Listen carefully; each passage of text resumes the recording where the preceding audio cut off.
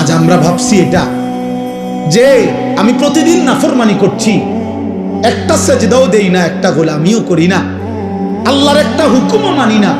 ওমা আল্লাহ দে কি সুন্দর আমারে খাওয়াইতে আছে, ঘুম পাড়াইতে আছে, বিল্ডিং দিতে আছে, বউ দিছে, বাচ্চা দিছে, জিফুত দিছে, সংসার দিছে, তামসা করতে আছি, ফুর্তি করতে আছি, মজা মারতে আছি, কোনো অসুবিধা নাই। ব্যাপারটা কি?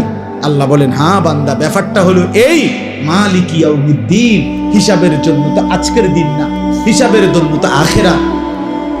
আলাদা দিন রাখছি তো আমি আজ যা দিয়েছি সেদিন আখিরাতে নিয়ে আমার একটা একটা নিঃশ্বাসের হিসাব আমি আল্লাহ নেব।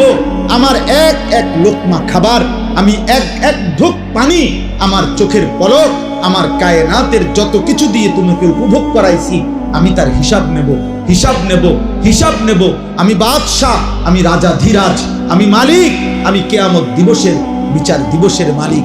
অতএব শুনে নাও, বাদশাহ যেমন আদর করে বাদশাহ তেমন শাস্তিও দেয়, বাদশাহ যেমন পুরস্কার দেয় বাদশাহ তেমন শাস্তিও দেয়।